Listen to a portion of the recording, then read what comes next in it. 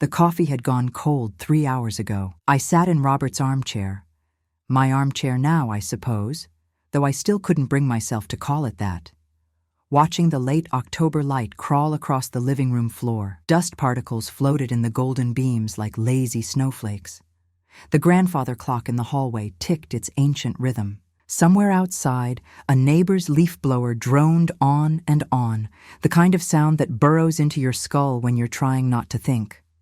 I was 62 years old, a widow of 11 months, and I had become a ghost haunting my own house. My phone sat on the side table, face up. I'd promised myself I wouldn't look, but loneliness has a way of breaking promises, doesn't it? My thumb moved before my brain could stop it, opening the Facebook app, navigating with muscle memory to my daughter-in-law's profile. Vanessa Hartwell. Her latest post glowed on the screen. Paradise found. Aloha from Maui. Sometimes you just need to treat yourself. Blessed, living my best life, Ash Hawaii vibes. The photo showed her on a beach at sunset, wearing a white bikini that probably cost more than my monthly grocery budget. Her blonde hair caught the tropical breeze. Her smile was perfect, veneers that Connor had paid for last year while telling me they couldn't afford to visit for Thanksgiving. I zoomed in on the image. Around her neck hung a delicate gold chain with a small diamond pendant. New. Expensive. My stomach turned. I set the phone down and stared at the empty jewelry box on my dresser upstairs in my mind. The emerald necklace Robert had given me for our 30th anniversary. The one his grandmother had worn on her wedding day in 1932. The one I'd noticed was missing 3 weeks ago. I'd convinced myself I'd misplaced it. Grief brain, they call it. Senior moments. Wasn't that what everyone kept telling me lately? Mom, are you sure you remember where you put it? Connor had asked, his voice careful, patronizing. Maybe you should make a list of where you keep important things. The phone rang. I jumped so hard that my cold coffee sloshed onto my cardigan. The screen showed a Hartford number I didn't recognize. Normally, I'd let it go to voicemail. Too many scammers these days, but something made me pick up. Hello? Mrs. Hartwell? Mrs. Eleanor Hartwell? A man's voice, elderly but sharp, cultured. Yes, this is she. This is Theodore Ashford, from Ashford & Sons Jewelers on Pratt Street. I was a friend of your late husband. The name triggered something. Robert had mentioned him once or twice. An old money jeweler, the kind who still used a loupe and kept handwritten ledgers. Yes, Mr. Ashford. I remember. What can I do for you?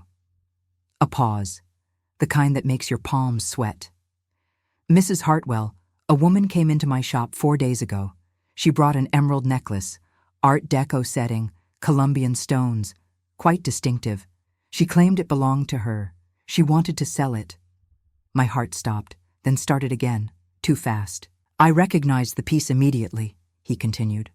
Your husband brought it to me 14 months ago with very specific instructions. He made me swear an oath, Mrs. Hartwell. He said if that necklace was ever sold by anyone other than you, I was to contact you immediately.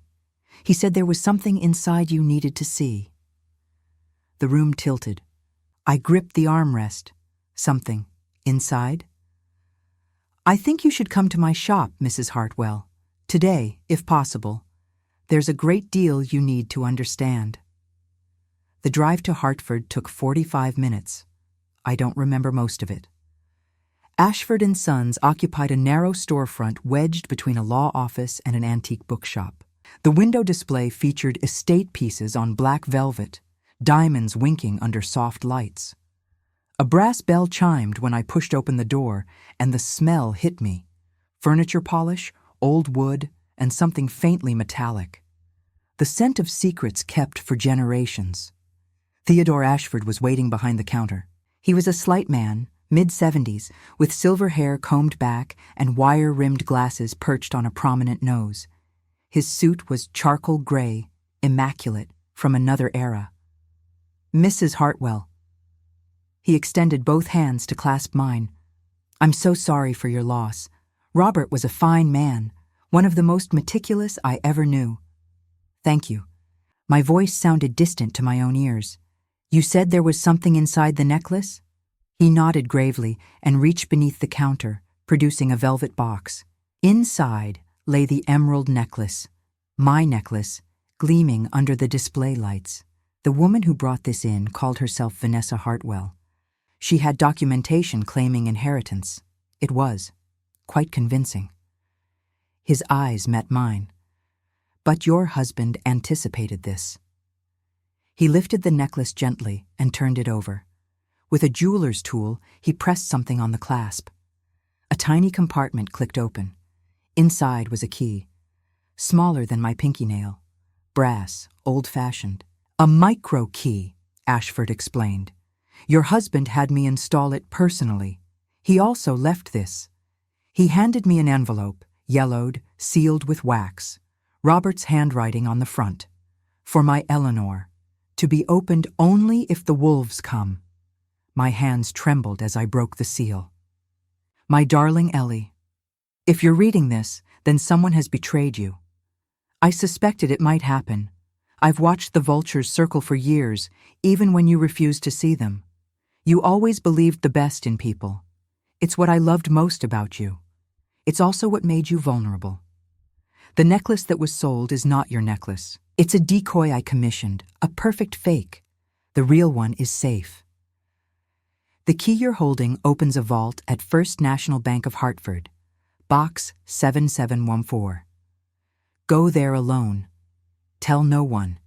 Inside, you'll find everything you need to understand what's been happening and everything you need to stop it. Trust Theodore. Trust Linda Chen at Chen & Associates Law. Trust no one else until you've seen what's in that vault. I'm sorry I won't be there to protect you in person, but I've done everything I can to protect you from beyond. The wolves thought they were clever, my love. They weren't clever enough. All my heart, forever. Bobby. The letter blurred. Tears slid down my cheeks and onto the paper. Mrs. Hartwell? Mr. Ashford's voice was gentle. Are you all right? I remembered Vanessa at the funeral, standing beside Connor in her designer black dress, dabbing at eyes that weren't quite wet, leaning close to my ear during the reception. At least you still have that gaudy old necklace, Eleanor. Maybe you could sell it, downsize to something more manageable, a nice retirement community perhaps. I'd thought it was grief making me paranoid. I'd thought I was imagining the coldness in Connor's eyes when he looked at me, the way phone calls went unreturned, the whispers that stopped when I entered rooms. I wasn't paranoid. I wasn't losing my mind. My husband had known. He'd seen what I refused to see, and from his grave, he'd handed me a key. I folded the letter carefully and tucked it into my purse beside the tiny brass key. Mr. Ashford, I said, my voice steadier now. What happened to the money? From the sale? The young woman took a cashier's check for $12,000. I stalled as long as I could, but it's all right. I stood. That necklace was worth $200. She thought she was cheating me. Instead, she signed her own confession. Mr. Ashford's eyes widened. Then, slowly, he smiled. Robert said you'd understand quickly. He said you were the smartest woman he'd ever known. You just didn't know it yet. I walked toward the door, then paused. The vault. How late is the bank open? Until 5. You have an hour. 1 hour to discover what my husband had left me. 1 hour before I learned just how deep the betrayal went. I pushed through the door into the October cold, my heart pounding. Behind me, the brass bell chimed, a sound like a timer starting, or perhaps like a trap finally springing shut. The steering wheel was slick under my palms as I pulled out of the parking space behind Ashford & Sons. My hands wouldn't stop shaking. I turned left onto Pratt Street, then right onto Main, following the familiar route to First National Bank like a woman in a trance. Robert had known. All those months of lying in his hospital bed, wasting away from the cancer that ate him from the inside, He'd been watching, planning, protecting me from threats I couldn't even see. You always believed the best in people? His letter said. It's what made you vulnerable. Had I really been so blind? I stopped at a red light and caught my reflection in the rearview mirror. Gray hair that needed coloring. Circles under my eyes that no amount of concealer could hide. I looked every minute of my 62 years, and then some. When had I become this woman? This faded, frightened creature who jumped at phone calls and spent her days talking to dust motes? The light turned green. I pressed the accelerator and let my mind drift backward to the months after Robert's funeral. The months I'd tried so hard to forget. The first sign should have been Connor's silence. 3 days after we buried his father, my son stopped returning my calls. I'd dial his number and listen to it ring, ring, ring, then roll to voicemail. I left messages. Cheerful at first. Just checking in, sweetheart. Call me when you can. Then concerned. Connor, I haven't heard from you. Is everything okay? Then desperate. Please, honey, I just need to hear your voice. When he finally called back, 2 weeks later, his voice was strange, distant, like he was reading from a script. Sorry, Mom. Work's been crazy. Vanessa says I need to focus on my career right now. You understand? Vanessa says. Those 2 words started appearing everywhere. Vanessa says you should think about selling the house. Vanessa says it's too big for one person. Vanessa says we can't make it to Christmas this year. Maybe you could come to us. Vanessa says you left the stove on last time you visited, and she's worried. I hadn't left the stove on. I remembered turning it off. But when I said so, Connor got that look, patient, pitying, and changed the subject. The invitations dried up. Birthday dinners were too hectic. Sunday brunches became complicated. When I drove to their house unannounced one Saturday in February, Vanessa answered the door in yoga pants, her smile too bright. Eleanor! What a surprise. Connor's at the gym, unfortunately. You really should call ahead next time. We're so busy these days. She didn't invite me inside. I drove home in tears, telling myself I was being dramatic. Grief does strange things to people. Connor was processing his father's death. He needed space. But it wasn't just Connor. Thanksgiving was when I knew something was truly wrong. Judith insisted on hosting at her estate in West Hartford, a sprawling Tudor she'd lived in for 50 years, dripping with old money and older grudges. I wore my nicest dress, a navy silk Robert had loved. I brought 2 pumpkin pies and a bottle of expensive wine. I arrived to find the family already seated. They'd started without me. Oh, Eleanor. Judith barely looked up from her plate. I thought you weren't coming. Vanessa mentioned you'd been feeling confused lately. Confused? I set the pies on the sideboard, my cheeks burning. I'm not confused. We agreed on 2 o'clock. It was 1 o'clock, actually. Vanessa smiled sweetly from across the table. I texted you the change. Didn't you see it? I hadn't seen any text. I checked my phone later. There was nothing. Never mind, never mind. Judith waved a dismissive hand.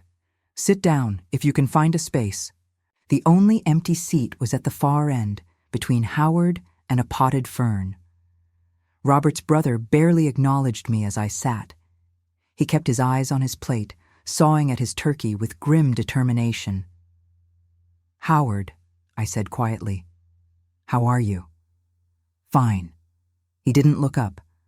I've been trying to reach you. About Robert's papers. There are some documents I need help understanding. His fork froze. For just a moment, something flickered across his face. Guilt. Fear. You should talk to Vanessa about that, he muttered. She's handling things. Handling what things? What does Vanessa have to do with... Eleanor. Judith's voice cut across the table like a whip. Must you monopolize Howard during dinner? Some of us are trying to enjoy our family time. Family time. As if I weren't family. As if 38 years of marriage to her son meant nothing. I fell silent and pushed cranberry sauce around my plate. Across the room, I caught Danielle Marsh watching me. Connor's cousin, a thin, sharp-featured woman who'd never liked me. She leaned toward her husband and whispered something, her eyes never leaving my face. He glanced at me, then quickly away. After dinner, I excused myself to use the restroom. Walking down the hallway, I passed the study door and heard voices inside. Danielle's voice, low and excited. She didn't even remember the time change. Vanessa's right, it's getting worse. A man's voice, Howard, I realized, responding. We need to move carefully. Robert wasn't stupid. There might be safeguards. What safeguards? The will was straightforward. Everything goes to Connor, and Connor listens to Vanessa. We just need Eleanor out of the picture, into a home, and then... I stepped on a creaky floorboard. Silence. I hurried away before the door could open, my heart hammering against my ribs. In the bathroom, I gripped the sink and stared at my reflection. They wanted me gone. My husband's own family. They were plotting to put me in a home. I splashed water on my face and told myself I'd misheard, misunderstood. I was grieving, oversensitive, imagining persecution where none existed. I spent the rest of that Thanksgiving smiling until my cheeks ached, and I drove home alone in the dark, crying so hard I nearly missed my exit. The bank's marble lobby was hushed as a church. I approached the customer service desk and explained, in a voice that barely trembled, that I needed to access safe deposit box 7714. The young man in the pressed suit examined my ID, consulted his computer, and nodded. Right this way, Mrs. Hartwell. Your husband added you to the access list 14 months ago. 14 months, just before the diagnosis. He led me through a heavy door, down a corridor lined with gleaming brass boxes, and into a private viewing room. The box itself was larger than I'd expected, the size of a briefcase. He slid it onto the table, handed me a key, and left me alone. My hands shook as I inserted the micro key. It clicked. I lifted the lid. Inside, arranged with Robert's characteristic precision, lay everything. A jewelry case containing the real emerald necklace, the one that had belonged to his grandmother. A thick manila folder labeled Last Will and Testament, Final Version. 3 property deeds I'd never seen before. A business card. Linda Chen, attorney at law, Chen and Associates. And a bound report, perhaps 100 pages, with a cover sheet that made my blood run cold. Private investigation, Vanessa Hartwell, conducted by Morrison and Associates, licensed investigators. Period. September 15th, 2023, November 30th, 2024. I opened to the first page. Subject has been engaged in an extramarital affair with Javier Reyes, personal trainer, Gold's Gym, West Hartford, since approximately March 2024. See photographic evidence, Appendix A. Subject has accessed Eleanor Hartwell's medical records without authorization. See forged HIPAA release, Appendix C. Subject has discussed plans to have Eleanor Hartwell declared legally incompetent. Audio recordings attached, Appendix D. Subject has transferred approximately $47,000 from joint accounts to private holdings. Bank statements attached, Appendix E. My husband had known everything, every lie, every scheme, every betrayal, and he'd handed me the proof. I closed the report and stared at the wall. The fluorescent lights buzzed overhead. Somewhere in the building, a phone rang. For 11 months, I'd believed I was losing my mind. For 11 months, I'd questioned every memory, every instinct, every moment of clarity. They'd tried to make me disappear. I picked up Linda Chen's business card and slipped it into my pocket. Now it was my turn. I don't know how long I sat in that private room. The fluorescent light above me flickered every 30 seconds, a tiny pulse, like a dying heartbeat. The air smelled of metal and old paper and secrets. Outside, I could hear the muffled sounds of the bank conducting its ordinary business. Deposits, withdrawals, the mundane machinery of money-changing hands. Inside this room, my entire life was being rewritten. I turned past the cover page of the investigation report, and the first photograph hit me like a fist to the chest. Vanessa and a young man, dark hair, gym-sculpted arms, a tattoo of a snake curling around his bicep, walking into a motel off Route 9. The timestamp read March 14th, 2024. 2 months after Robert's funeral. The caption beneath, typed in cold, clinical prose, Subject and Javier Reyes entering Starlight Motor Lodge, 2:47 p.m. Duration of stay, 3 hours, 22 minutes. I turned the page. Another photo. Vanessa's car parked at the same motel, different date, April 3rd, April 19th, May 7th. A calendar of betrayal, documented with merciless precision. My stomach lurched. I'd liked Javier. Or rather, I'd been polite to him the one time Vanessa had dragged me to her gym for a girls' wellness day. He'd smiled at me with those perfect white teeth, complimented my posture, told me I had great energy for my age. For my age. While he was sleeping with my daughter-in-law. While she was stealing my jewelry and convincing my son I was senile, I forced myself to keep reading. Appendix C contained the forged HIPAA release. Someone, and the handwriting analysis confirmed it was Vanessa, had signed my name on a medical records request. She'd obtained my files from Dr. Patterson, my primary care physician. The investigator's note explained. Subject appears to be building a case for cognitive impairment based on Eleanor Hartwell's prescription for mild sleep medication and a single notation about grief-related memory difficulties. A single notation.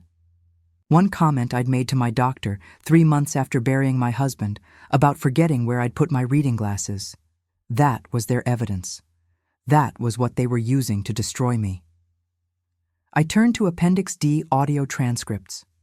The header read, Recording obtained from subject's vehicle, October 3rd, 2024.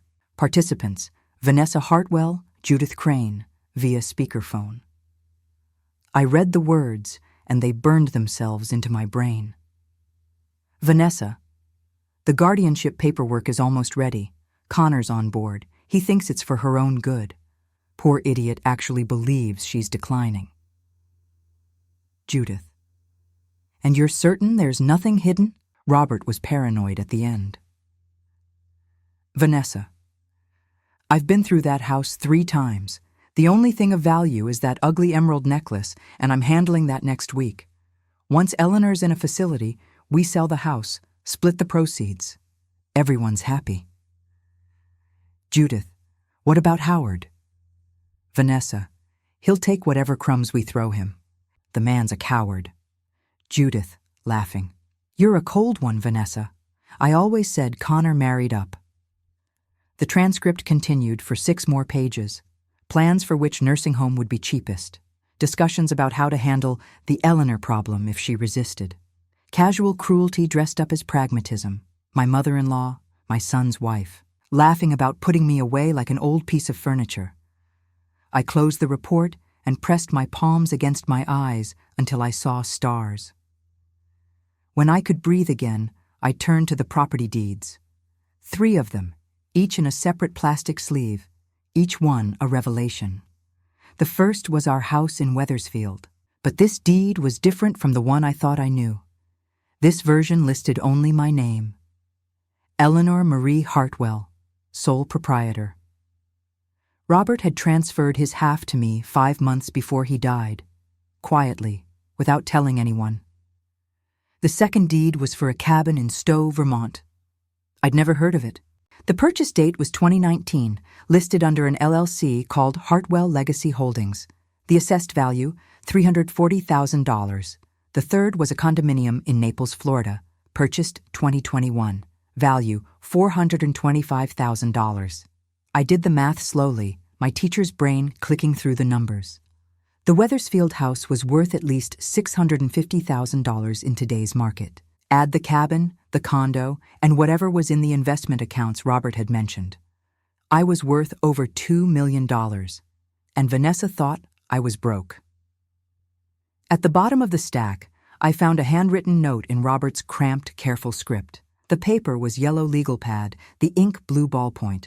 Familiar, intimate, my Ellie. If you found this, you found everything. I'm sorry I kept secrets. It was the only way to keep you safe. The will the family has is from 2019. It's outdated and irrelevant. The real will is in this box, along with documents establishing the Hartwell Legacy Trust. Here's what you need to understand. I've created what my lawyer calls a betrayal clause. If anyone in our family commits theft, fraud, or attempts to have you declared incompetent without legitimate medical cause, they are automatically disinherited. Not just from my estate, from yours too once you're gone. The jeweler was my tripwire. If that necklace was ever sold, Linda Chen would be notified within 48 hours. The clause would activate. Everything would transfer to you, and only you, with instructions to donate whatever remains to charity, rather than let the wolves have a single cent. They thought they were stealing from a helpless widow. They were signing their own eviction notices.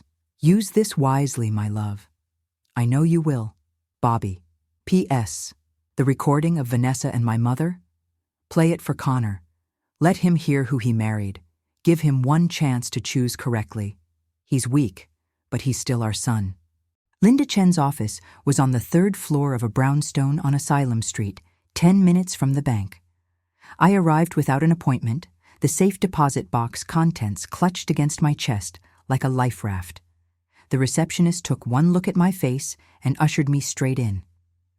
Linda was exactly what I'd expected. Mid-50s, elegant in a gray pantsuit, with sharp eyes that missed nothing. She'd worked with Robert for 2 years, she explained. She'd helped him build every piece of this puzzle. He loved you more than anything, she said, sliding the will across her desk. He spent his final months making sure you'd be protected. Why didn't he tell me? He was afraid you'd confront them, warn them. She smiled gently. He said you were too good, too forgiving. He needed the trap to stay hidden until it was too late for them to escape. I stared at the document spread across her desk. The will, the trust, the deeds, the investigator's report, weapons, an entire arsenal.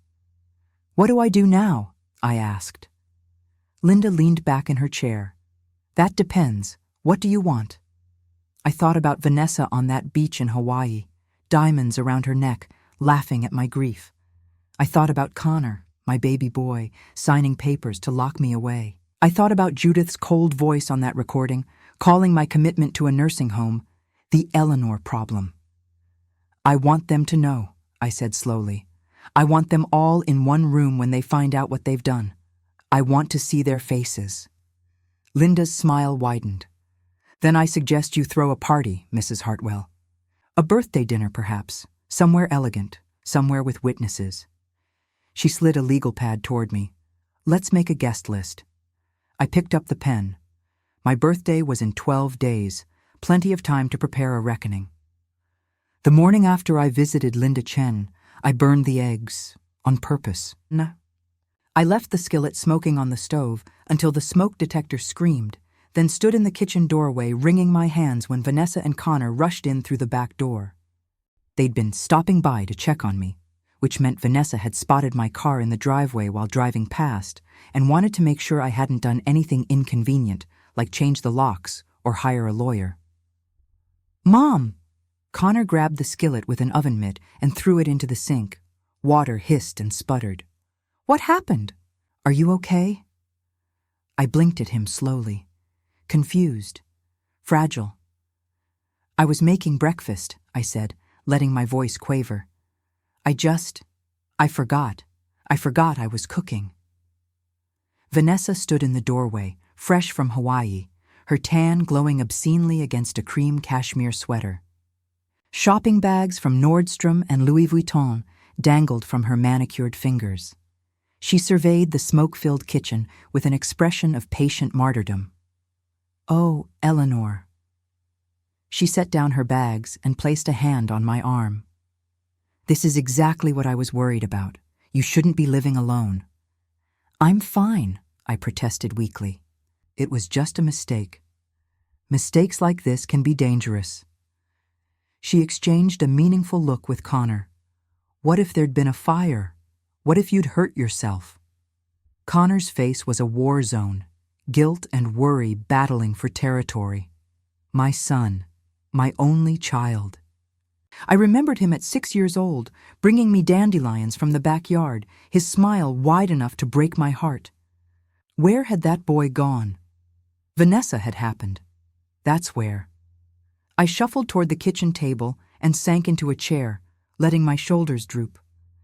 Maybe you're right, I murmured. Maybe I need help. Vanessa's eyes lit up, just for a second. A flash of triumph before she smothered it with false concern. But I saw it. We'll figure something out, she said smoothly. Don't you worry about anything, Eleanor. We're family.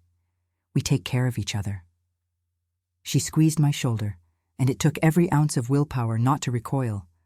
After they left, Vanessa practically skipping down the driveway, I washed the ruined skillet and smiled at my reflection in the kitchen window. My performance had been flawless.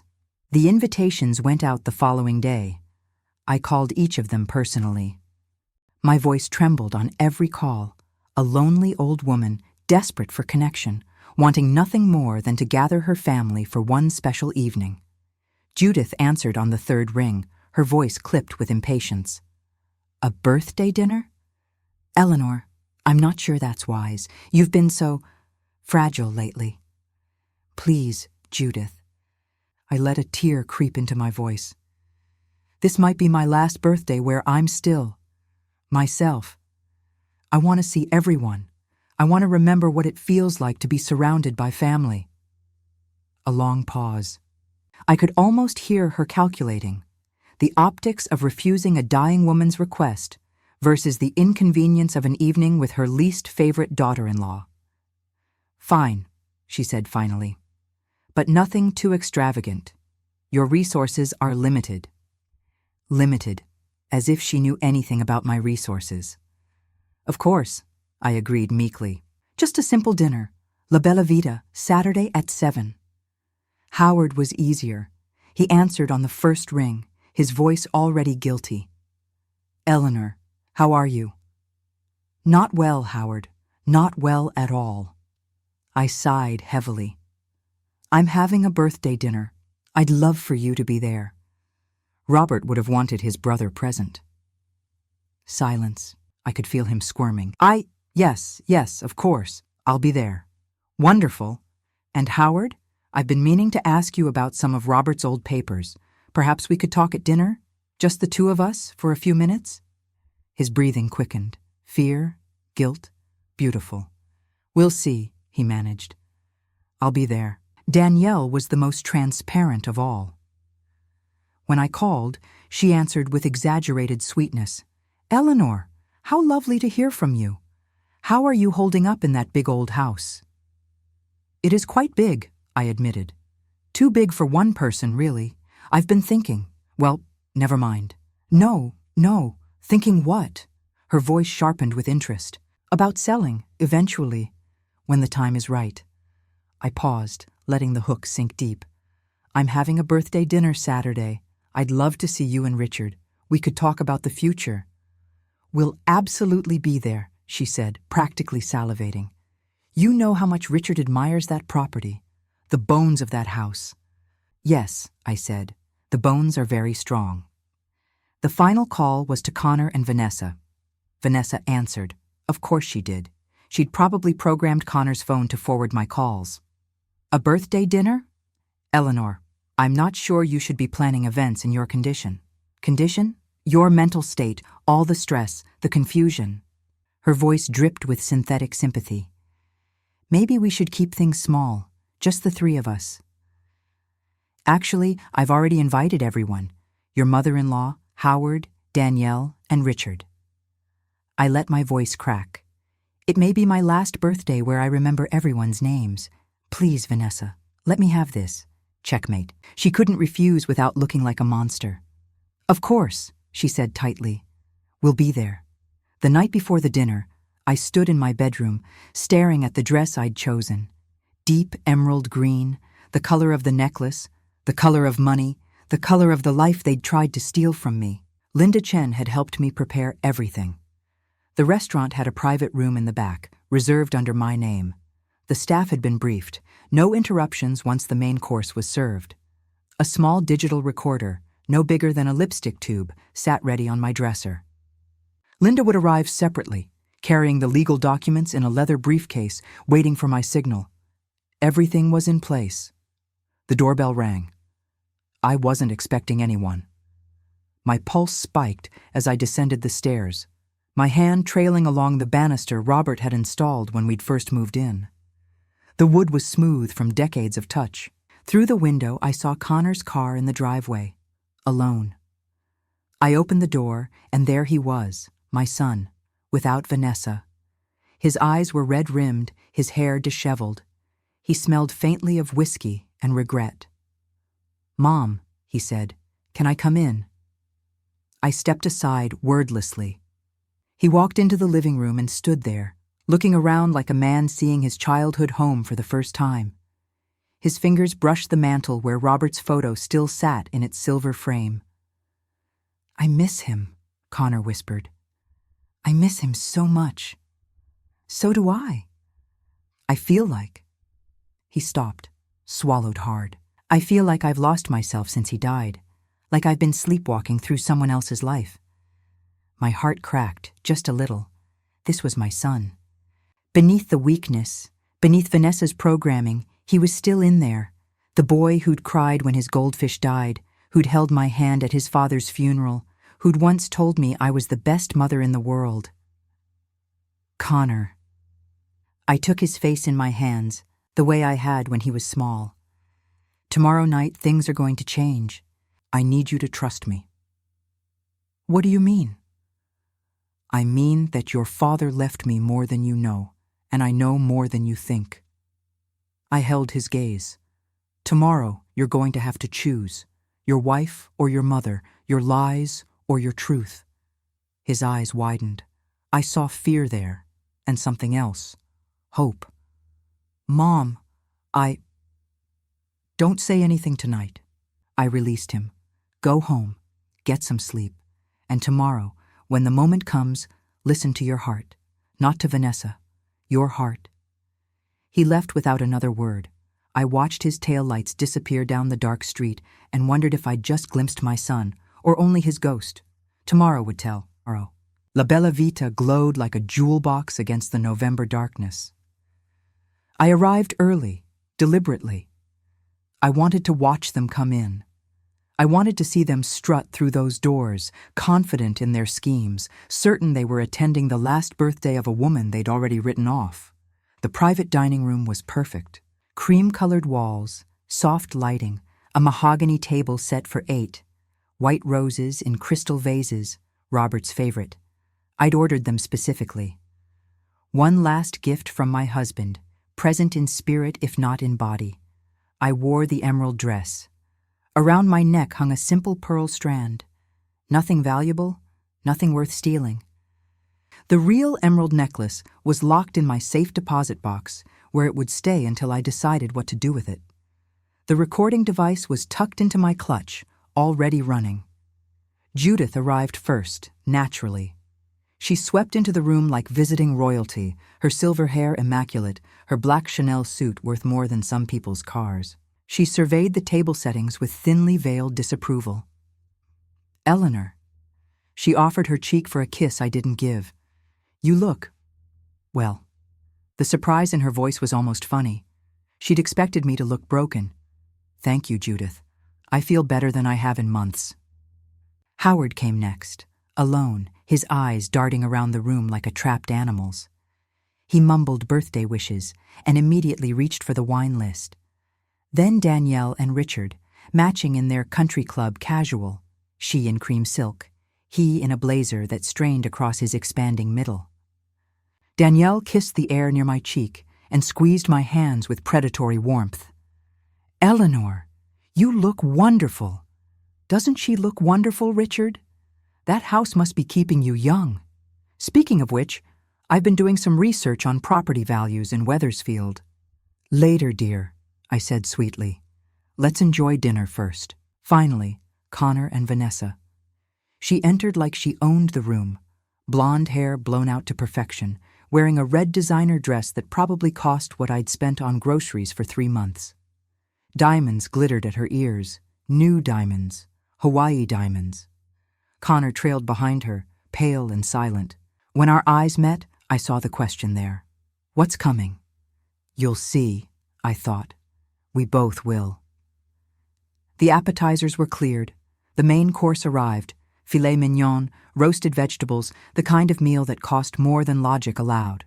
I'd charged it to my credit card without blinking. What was money now compared to justice? Before we continue, I said, rising from my chair, I'd like to propose a toast. Glasses lifted.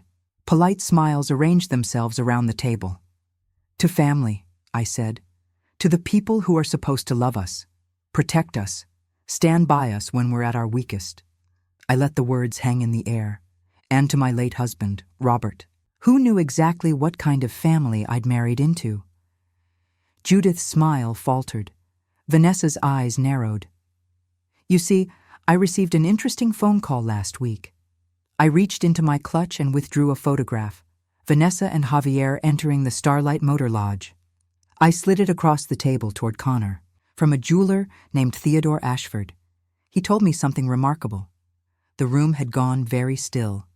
He told me that my daughter-in-law sold my emerald necklace, the one that belonged to Robert's grandmother, for $12,000, money she used for her Hawaiian vacation. I smiled at Vanessa, whose face had turned the color of old milk. What she didn't know was that the necklace was a fake. Vanessa's mouth opened, closed. My husband had the replica made over a year ago. He knew someone in this family would eventually try to steal from me. He was right. This is ridiculous, Vanessa sputtered.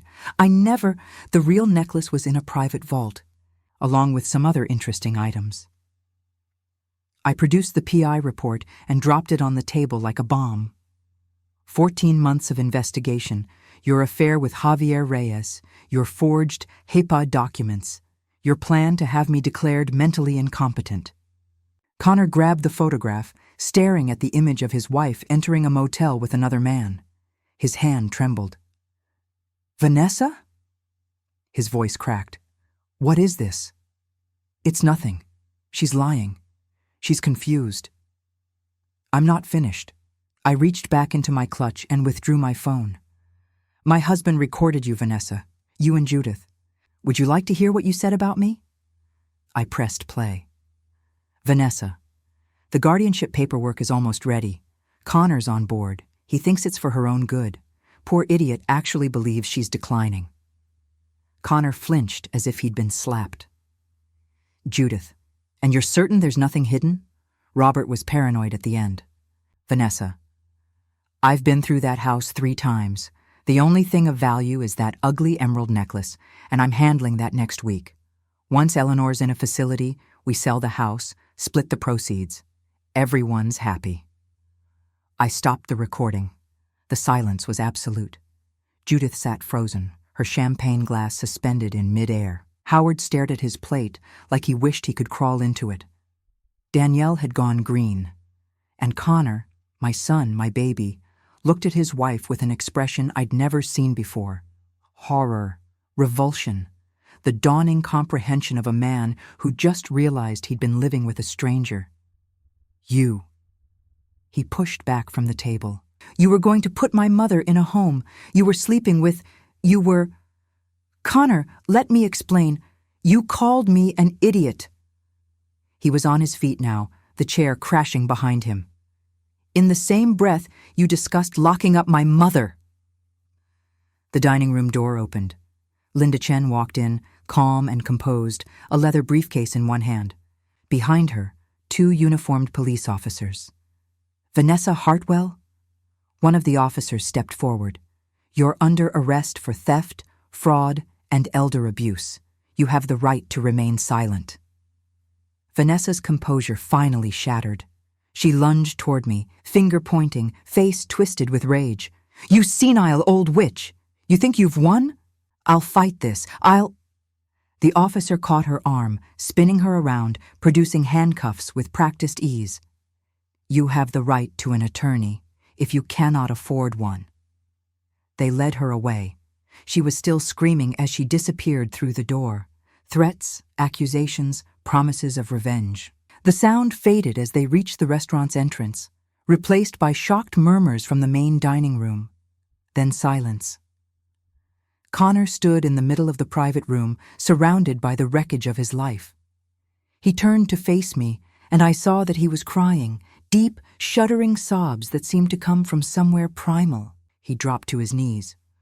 "Mom." His voice broke on the word. "Mom, I'm so sorry. I didn't know. I didn't. She told me you were sick. She told me it was for your own good. I should have seen it. I should have protected you. Dad would have. Dad." He couldn't finish. He pressed his forehead to the floor of the restaurant, weeping like a child. I looked at my son, this broken man who'd let himself be manipulated into betraying his own mother. I looked at Judith, pale and silent, stripped of her power. At Howard, already edging toward the door. At Danielle, clutching her husband's arm, calculating how quickly she could distance herself from the scandal. And I felt something I hadn't expected. Not triumph, not satisfaction. Grief. Because this was my family. These were the people I'd spent 38 years of my life bound to. And now it was all in ruins. Connor was still on his knees, still begging. I had a choice to make. The restaurant's private room smelled of cold filet mignon and fear. Connor remained on his knees, his sobs quieting into ragged breaths. The other guests sat frozen in their chairs, a tableau of guilt, each face telling its own story of complicity. Outside, the faint sound of a police siren faded into the November night, carrying Vanessa toward a cell where designer dresses wouldn't matter anymore. I let the silence stretch. 40 years of being the quiet one, the accommodating one, the woman who smoothed over conflicts and pretended not to see the knives behind the smiles. No more. Judith. My mother-in-law flinched at her name. She'd aged 10 years in the last 10 minutes. The Chanel armor suddenly looking like a costume, the imperious posture crumpled into something small and frightened. "You spent 38 years making me feel like I wasn't good enough for your son. You criticized my cooking, my housekeeping, my career. You told Robert he'd married beneath him. I kept my voice steady, almost gentle. And when he died, you conspired with his son's wife to steal from me and lock me away. Eleanor, I never meant, you called it, the Eleanor problem." I let the words land like stones. "I have the recording, Judith, every word. So please, don't insult my intelligence by pretending you meant well." Her mouth opened and closed. No sound came out.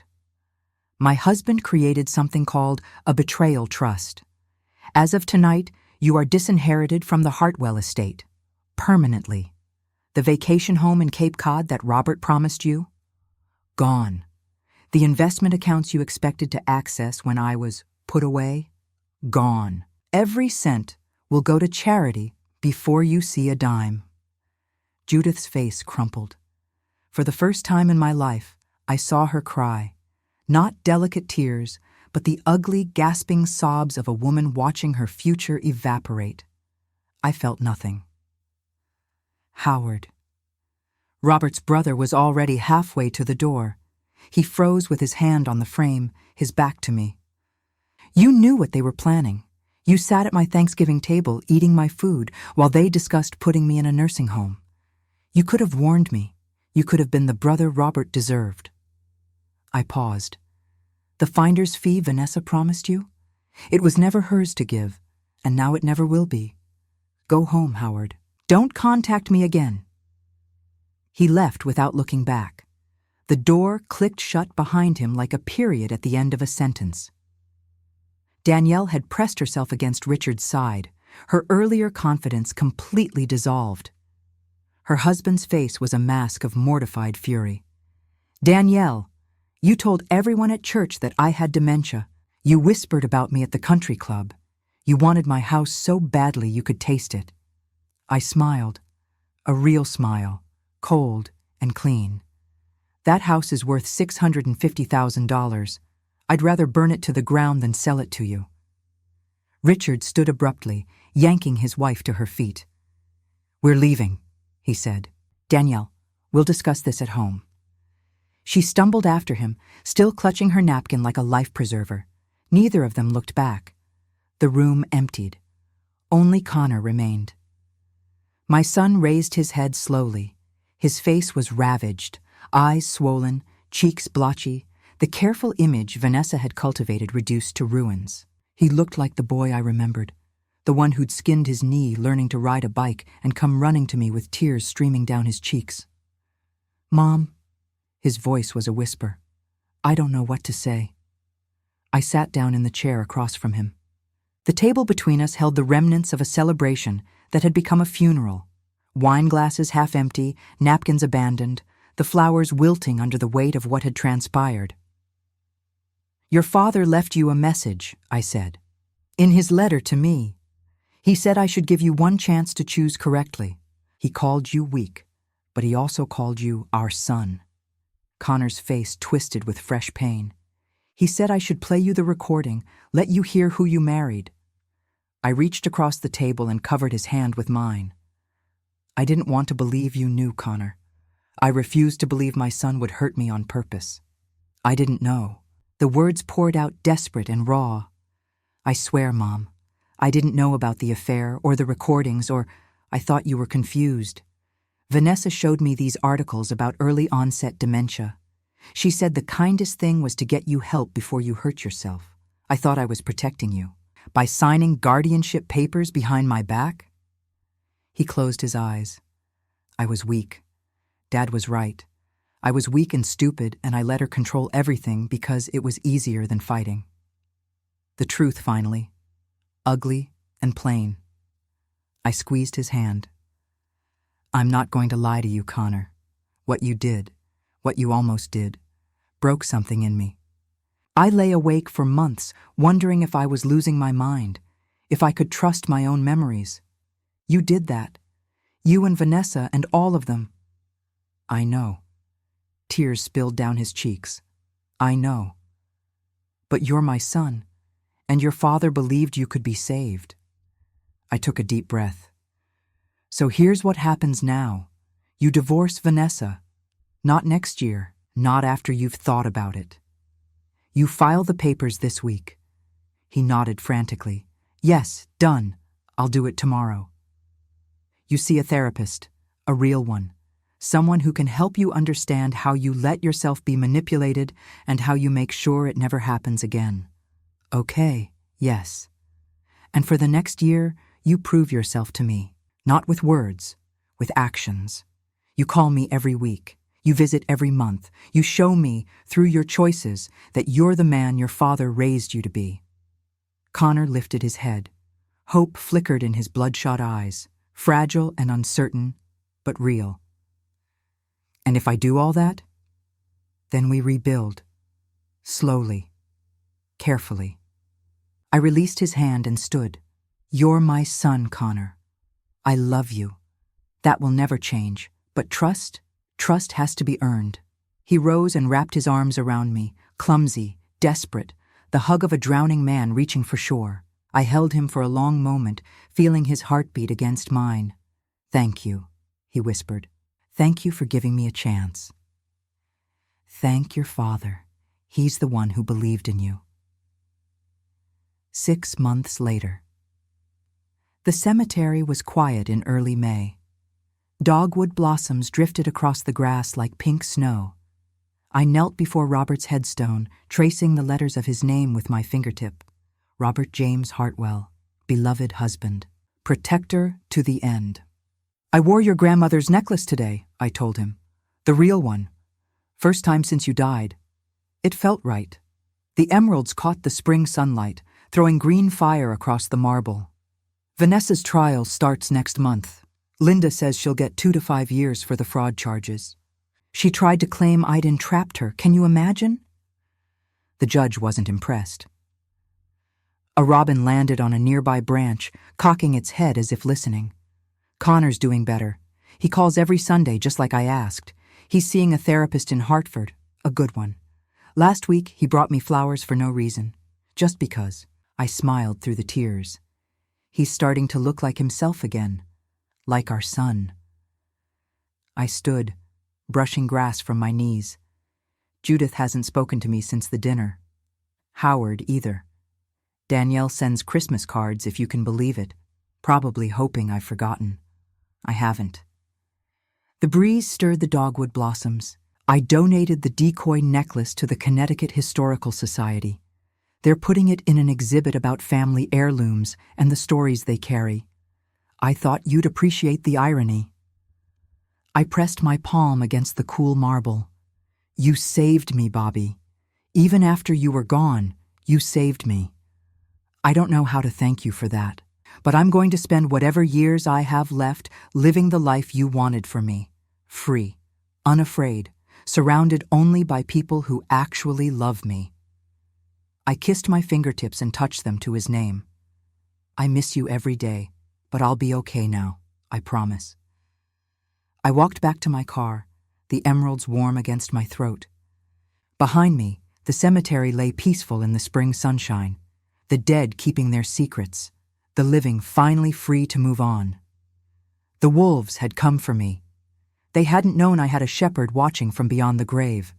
And now, for the first time in years, I was walking toward a future that belonged only to me.